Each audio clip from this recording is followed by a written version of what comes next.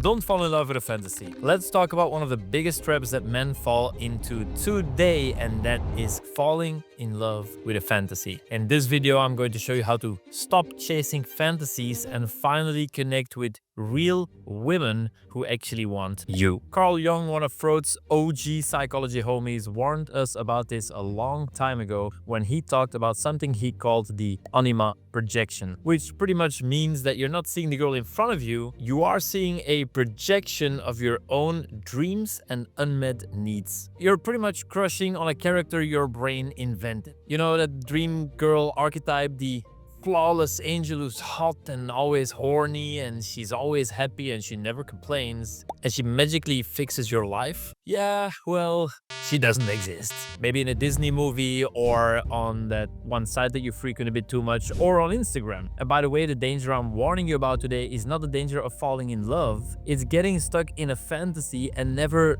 testing it against reality. How I messed this up. In elementary school, the girls I didn't even talk to were the ones that I was crushing on the hardest. This might be relatable for you. And why is this? Well, because if you have an image of a girl in your mind and that's just your fantasy, which never gets tested by reality, it kind of grows and grows and grows, and it grows out of control. The girls we fall in love with are always quote unquote perfect because, well, we just don't have the data. And I don't know about you, but I barely said hello to them. It's kind of like these incels who fall in love with a character in an RPG. You know, in their head, she's the perfect girl. She's like an idea of what could be. But in reality, she's just pixels. Anyway, by my teens, I finally started talking to girls, and that's when small cracks started to appear in the images of my crushes. For example, maybe she was a bit rigid in her thinking, or a little bit mean at times, but I would still massively put them on a pedestal. It was pretty much just her beauty completely blinding me, and I would think, well, if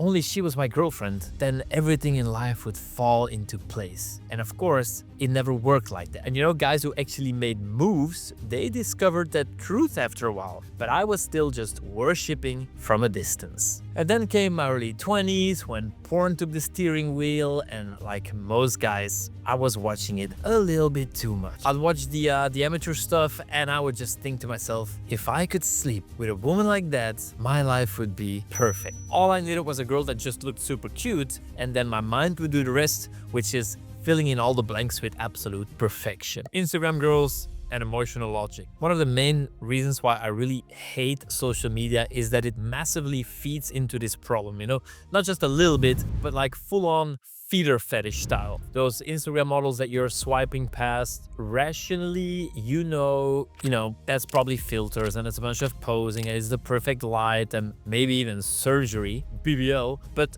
emotionally, your brain doesn't give a shit about that stuff. Guys, logic loses to emotion every single time. And sometimes I'm speaking to guys and they tell me stuff like, well, yeah, but, you know, it doesn't affect me as much because I'm aware of all that. And that is a huge danger, because you rationally understand does not mean that you're emotionally unaffected. It's like going to the movies. You know that Dark Knight isn't real, and you know Limitless wasn't real, but still, when you walk out of the cinema, you feel super pumped and you feel super motivated. And that is why scrolling Instagram models and porn, those things are super dangerous, because rationally, you know it's fake, but emotionally, your brain wires itself to believe in this fantasy and compare it to reality. And then you see real women and they're flawed, they're human, they're alive, and they don't feel good enough anymore compared to your little fantasy. And so craving a fantasy leaves you disappointed, living in hell. At one point, I was mega in love with one of the most amazing girls I had ever seen. And thanks to my sister, who at the time was cooler than me, I got to know this popular girl. We started texting a lot until one moment I finally got to meet up with her. And for way too many weeks, we'd meet up in her student room and we were sitting on the bed side by side, TV show about cowboys, and I can't even remember the name of the show because I was 21 and all I could think of was kissing her. And this would be my first kiss ever, but I just couldn't make the move because she was perfect and I had zero experience. And after about 10 dates or so, she called me out to my pussy behavior and she pretty much forced me to make a move. True story. And I gave her the best kiss I could, which I think must have been about a solid 0.5 out of 10. Can I kiss you? Sure. And after that, I remember walking home and I called 3 of my best friends one by one, just delivering the happy news like, yeah, I kissed the girl, I kissed her, I kissed her. Yeah, honestly, I was over the moon. I had finally kissed the girl, and not just a girl, one of these girls that everyone was mad about. A day to never forget. And then the next day, I got a text from her saying that, hey, just because we kissed doesn't mean that there is anything. What she was doing there was managing my expectations. Long story short, I didn't manage to see her again anytime soon. And so that little moment, that burned some of that fantasy out of me. And I'm not gonna sugarcoat it, hurt like a motherfucker, but it also cracked something open. And I just realized this dream is dead. Like this woman is not gonna save me. And honestly, that pain, along with a bunch of similar experiences, that was a big part of what pushed me to learn about dating and to learn about attraction, to learn about psychology, to learn about pretty much all the stuff I'm coaching right now. And so sometimes the universe smacks you in the face so hard just to wake you up. Seeing the real her. Many years later, when I had already become a completely different person, I bumped into the girl from the first kiss nightmare, kind of randomly when I was in a bar in another city. And we talked for a little bit, and what I couldn't do at 21 in 10 dates, I could now do in 3 minutes. Knew Louis was here, and she loved him. And so I arranged a date, and soon after that, we spent a night at her place. And the worst kiss of her life got replaced with a night that I doubt she'll ever forget. And I left her place feeling like the new me had taken care of everything that virgin me ever wanted. And honestly, that moment was, liberating. Because in that moment, I wasn't seeing her as the one. I wasn't blinded anymore. She was just a woman. And as gorgeous as she still was, I could see her as a person with her own flaws. And on top of that, I discovered that I wasn't very interested in seeing her again. And that is something that can only happen when you finally test the fantasy against reality. The spell breaks.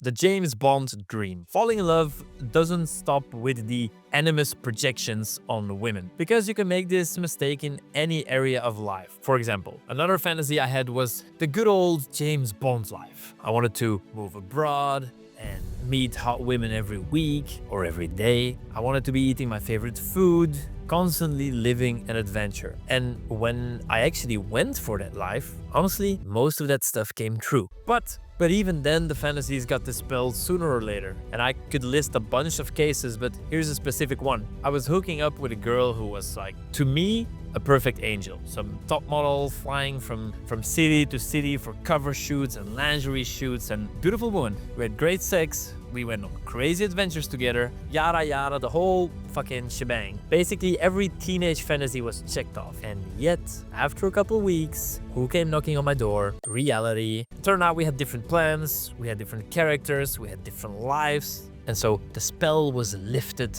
and I wanted my life to go on without this perfect angel. That's when it hit me again. I had fallen in love with another fantasy. This time it was with this specific lifestyle, with that James Bond type of lifestyle. And surprise, surprise, even that, eventually tested with reality, collapses. Why fantasies always break. Here's what Jung actually nailed. Fantasies always break. Whether you dream about a girl or a lifestyle or a certain amount of wealth, once that dream becomes a reality, cracks will start to appear. Tragic, right? Well, not really. It's not really a tragedy, because if you really look at it, it's freedom. Because when this fantasy breaks, and you finally see a situation or a person for what it actually is, you know, not as an archetype or as your savior, but just a human. And when you live in reality, that is when you can actually connect. Testing fantasies through action. Now, there's only one way out of this fantasy realm, and that is through action. You need to leave that damn friend zone that you've been in against your will for way too long. Approach that one girl that you've been idealizing. for the love of God, please delete those Instagram models. You're never gonna meet them and they're not doing you any good. And stop feeding yourself so much porn, because every time that you're gonna test one of these fantasies against realities, it's going to break. And when it breaks, you grow. Whereas Nietzsche said, love is a state in which man sees things most decidedly as they are known. And the cure is always the same: reality. So, what's the alternative? Should you stop dreaming? No, I don't think so. I think fantasies are fine as long as you test them. And by all means, go after the hot girl. By all means, move abroad, sign up for an adventure, because it's going to teach you way more than sitting at home just imagining, just fantasizing. But just don't expect permanent happiness from any of these things that you're gonna do. You'll still face rejection, you'll still face frustration, and you'll still face flat, boring moments. And sometimes you'll sleep with the girl you dreamed of, and it will not be what you expected. And that's life. It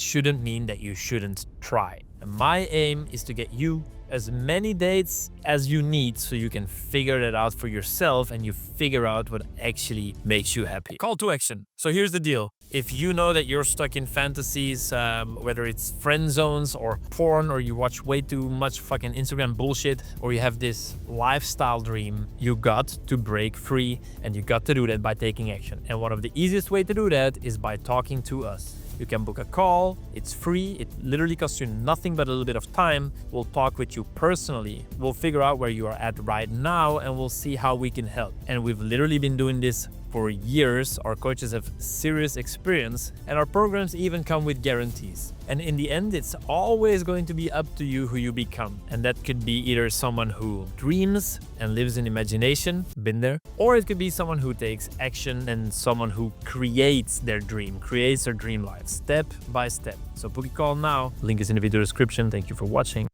Big smooch.